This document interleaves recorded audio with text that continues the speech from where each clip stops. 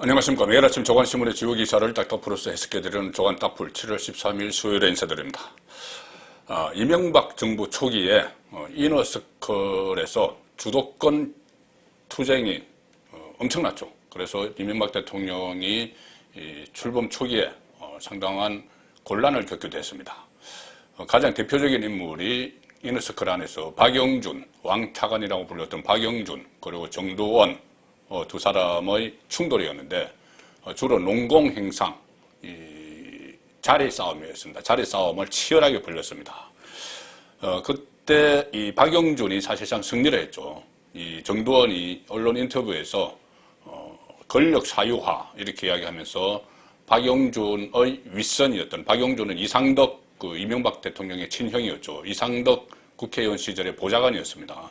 그래서 이상덕 당시 국회 부의장 출신인 이상덕 의원까지 권력 사유화 이렇게 비판을 하는 바람에 사실상 실각됐습니다. 실각을 했습니다. 그 이후에 박영준 천하가 됐고 박영준 전 차관은 물론 나중에는 또 옥고도 치르고 했지만은 그 권력 투쟁에서는 박영준이 승리를 했죠.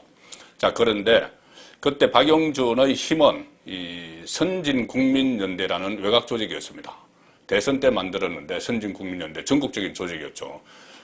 회원만 해도 최대치 가장 많았을 때 463만의 회원을 거느린, 물론 이때 463만 그러면 다 신규 모집한 건 아니고 통상적으로 대선 때 보면은 사조직을 꾸릴 때 여러 단체들, 각 지역에 여러 가지 단체들이 있죠. 단체들을 통으로 흡수합니다. 통으로 다 흡수하면 겹칠 때도 있습니다.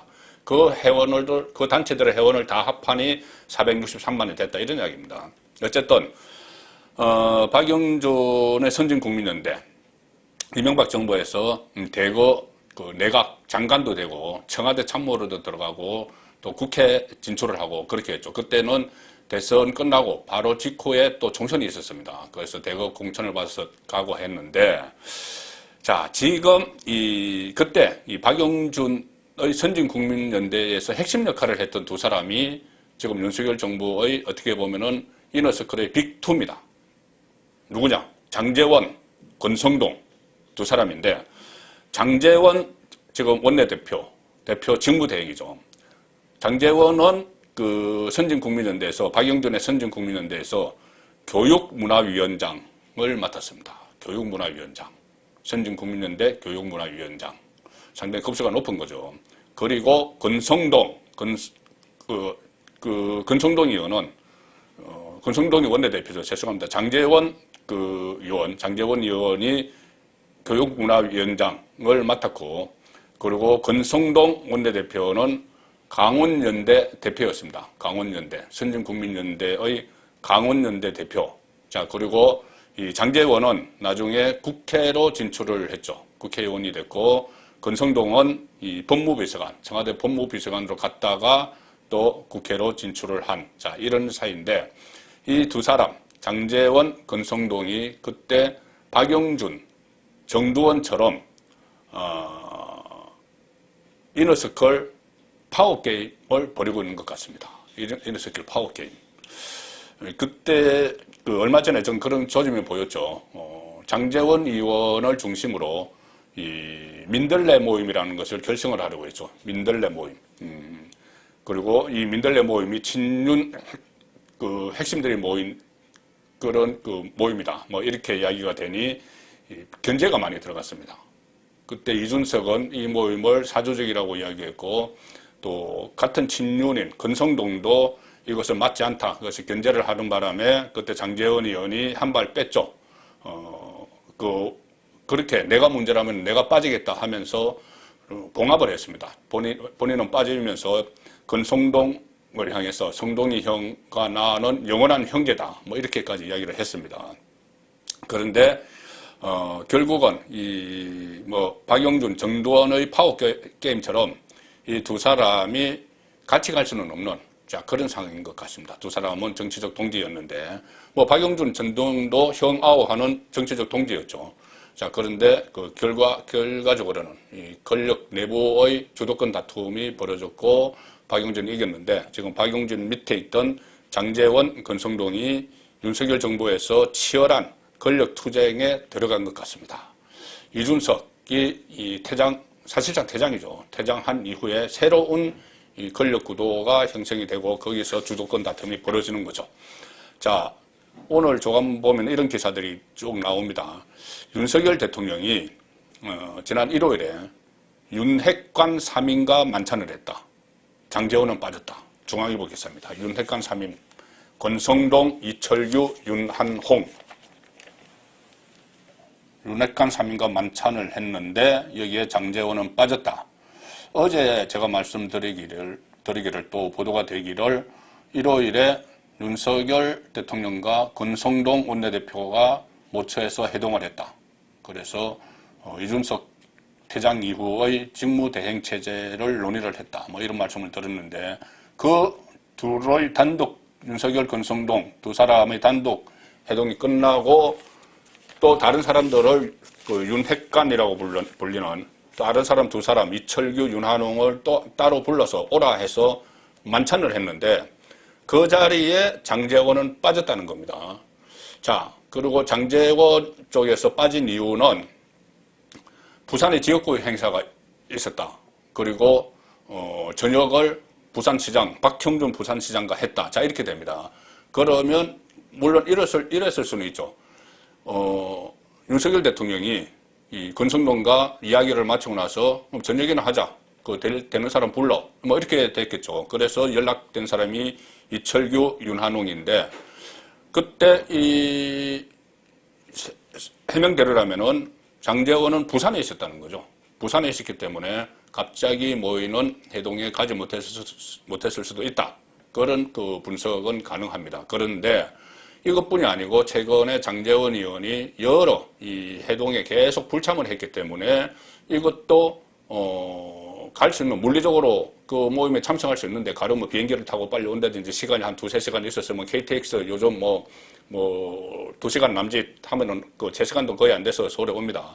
자, 그리고 늦게라도 뭐 도착을 하든지 대통령이 불렀으니까 그렇게라도 할 수도 있었을 텐데 어쨌든 물리적으로 못 왔다. 뭐 그것도 가능성은 있지만 지금까지 여러 모임들, 그러니 그 월요일날 연쇄적으로 있었던 이 포스트 이준석 이후를 어떻게 할 것이냐 이 논의를 할 때 뭐 의원총회도 불참을 하고 중진의원 모임에도 불참을 하고 또 여러 가지 모임에 계속 불참을 했기 때문에 의도적으로 불참을 한 것 아니냐.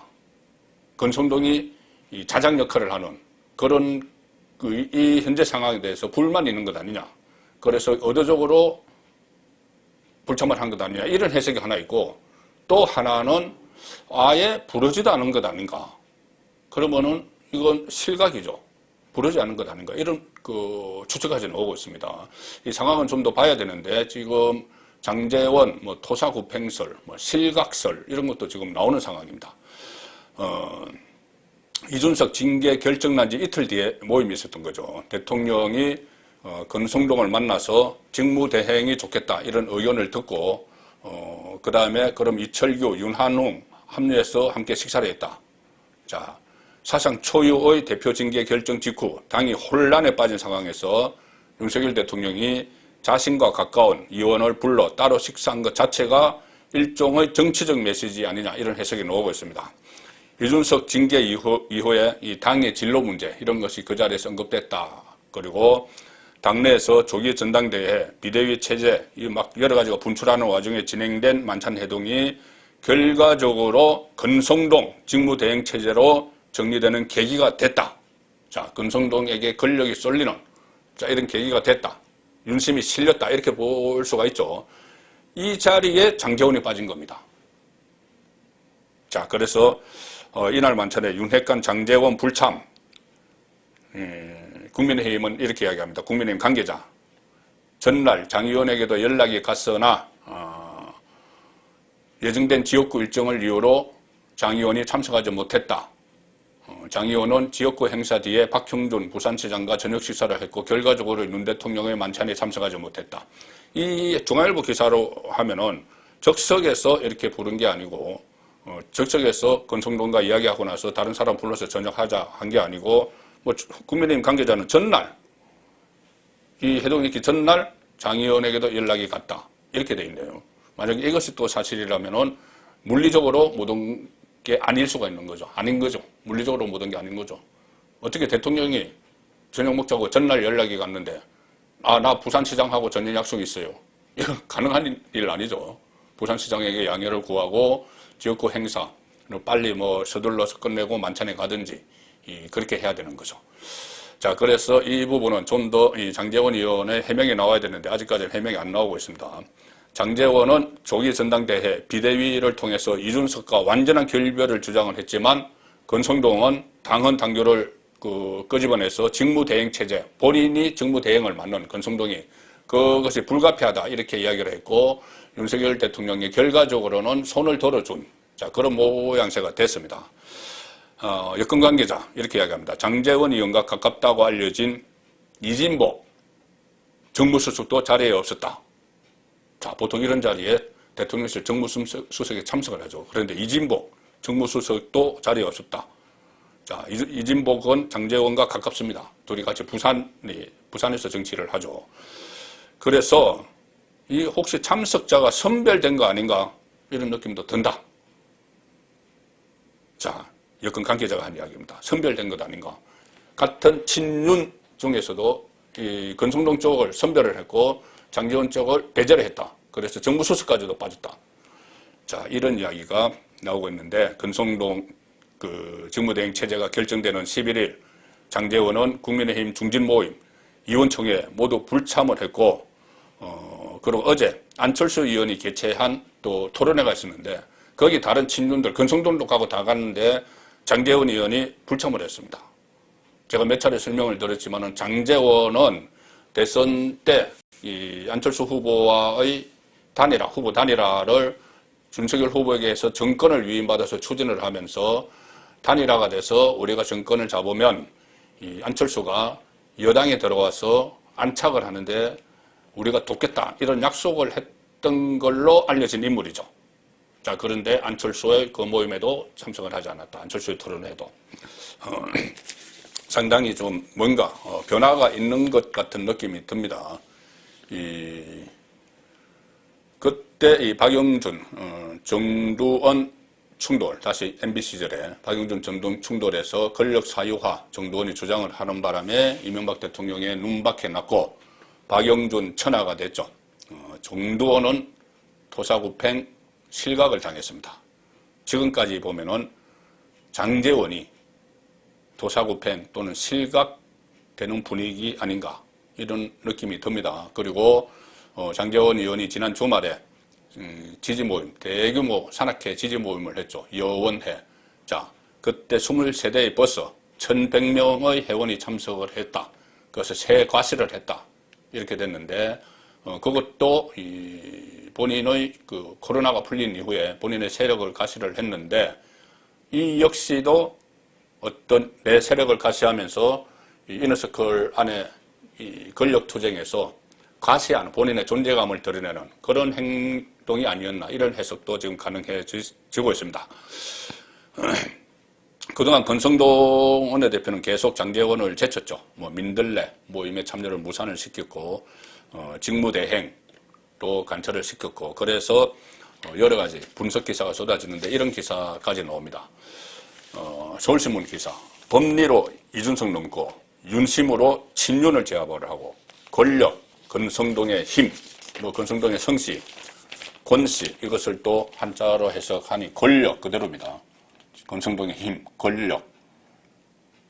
자, 오늘 여러 조간 기사에서 권성동의 초점을 맞추는 기사들이 대거 실렸습니다. 이 서울신문 기사도 여러 가지 정치 여정까지 실렸습니다. 탄핵 오적으로 꼽혔는데 그때 박근혜 전 대통령이 탄핵할 때 법사위원장을 하면서 탄핵 소추위원장을 맡았죠. 그래서 탄핵 오적 이렇게 정치적 순환도 겪었고 또 여러 가지 그때 강원랜드 채용 비리 의혹 사건에 휘말려서 기소가 되고 했었죠. 대법원에서 무죄를 받기도 했지만 이런 과거 이력까지 다 지금 실런 이런 분위기입니다.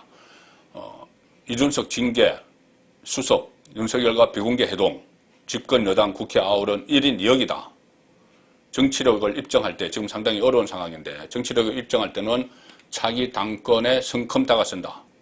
그런데 실패 때는 독이든 성배가 될 수도 있다. 지금 이 자리가 직무대행 제대로 하지 못하면은 독이든 성배가 될 수도 있죠. 충분히. 자, 그래서 만만치 않습니다. 이 권성동 지검은 이렇게 하지만은 넘어야 할 산이 많죠. 당권을 지기 위해서. 뭐 이준석 또 지금 조용히 침묵 지키고 있는데 또 뭔가 할지도 모릅니다. 이준석 있고 장제원도 뭐 여전히 윤석열 대통령 신임을 완전히 잃었다고 보기는 어렵죠. 그래서 장제원도 있고 또 넘어야 할 산이 한 사람 있죠. 안철수입니다. 안철수. 제가 조금 전에 말씀드린 대로 장제원의 후원을 받는 안철수. 안철수 어제 토론회를 열었는데 국회의원이 40명 이상이 참석을 했습니다. 자, 국민의힘 국회의원이 전체 115명인데 그 중에서 40명 이상이 참석을 했는데 일일이 초청장을 보낸 것도 아니고 그냥 공지를 했습니다. 그 단체 대화방에 그렇게 공지를 하면 다 알죠. 그런데 여기도 장제원은 안 왔습니다.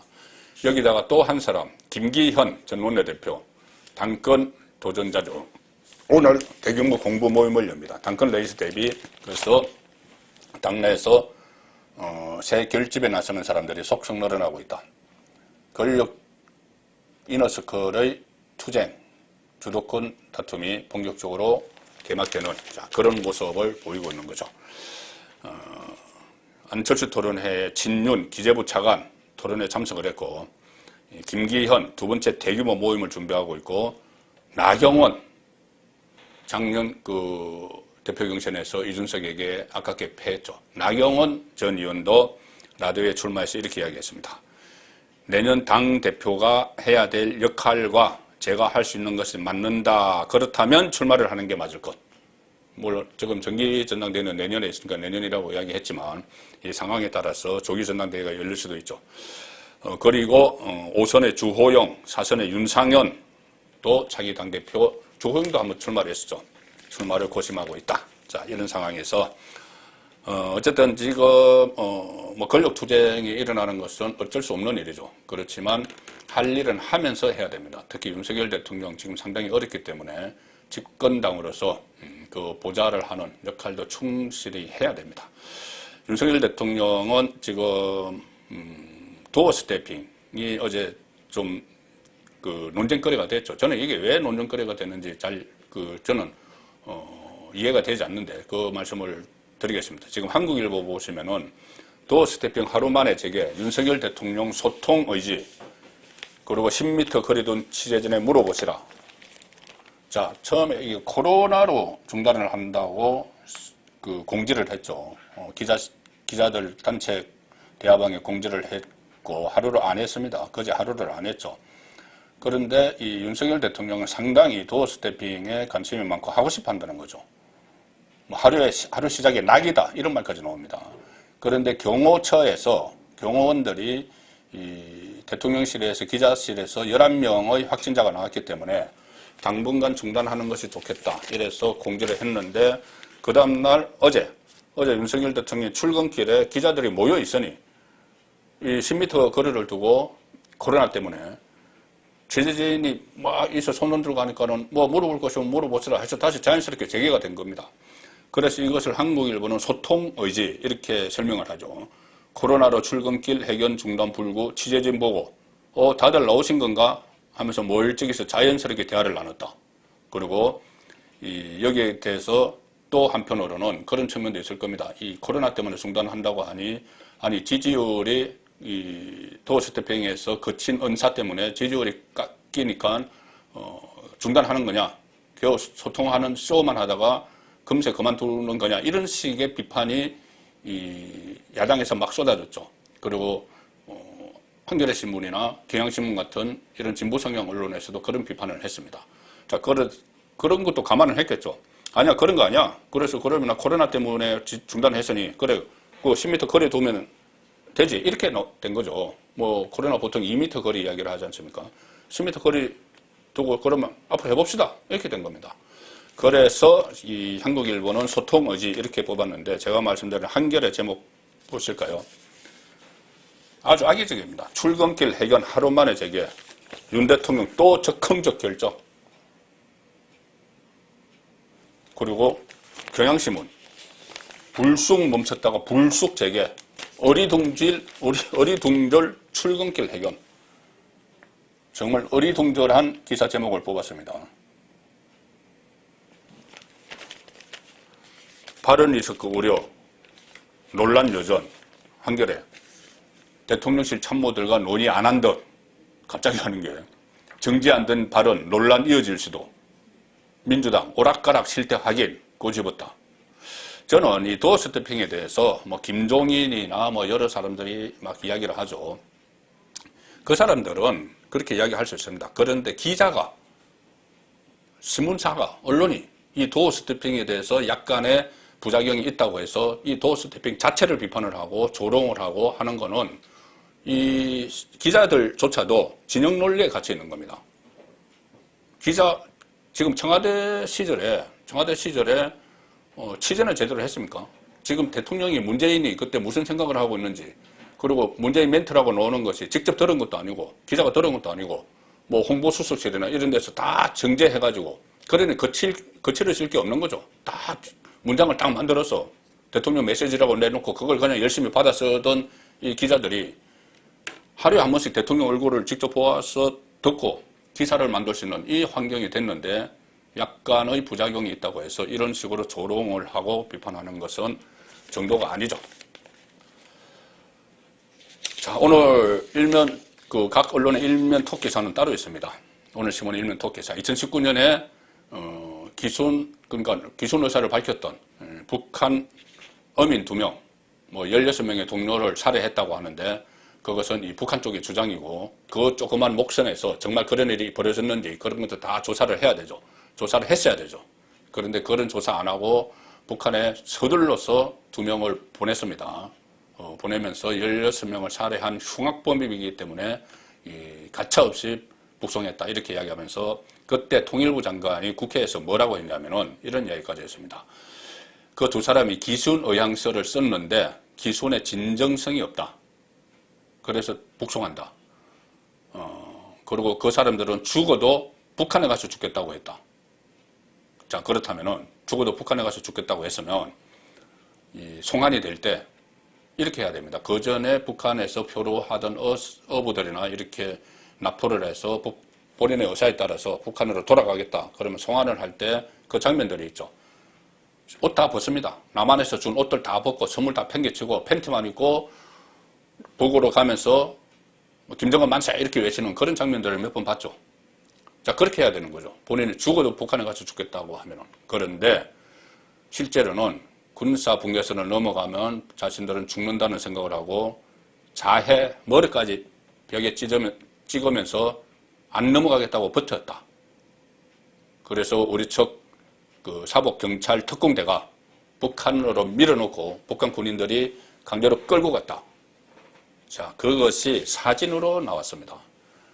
어제 통일부가 공개를 한 사진 10장이 있죠. 자, 중앙일보를 대표적으로 소개해드리면은 북송 안 되려고 발버둥, 고성, 이 사진입니다.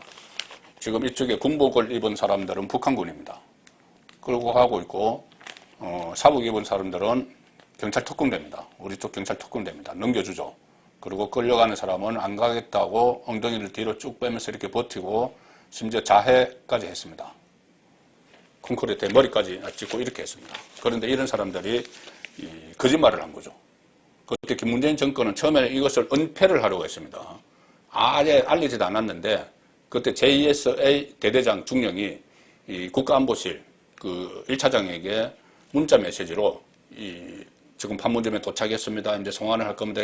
이 문자 메시지를 보냈는데, 보고를 했는데, 그걸 기자가 문자 메시지를 우연히 보고 알려진 겁니다. 그러니까 은폐를 하려고 했죠. 처음부터는 아예 이 일이 없었던 것처럼 은폐를 하려고 했습니다. 그리고 두 번째로는 거짓말을 했죠. 죽어도 북한 가서 죽겠다고 했다.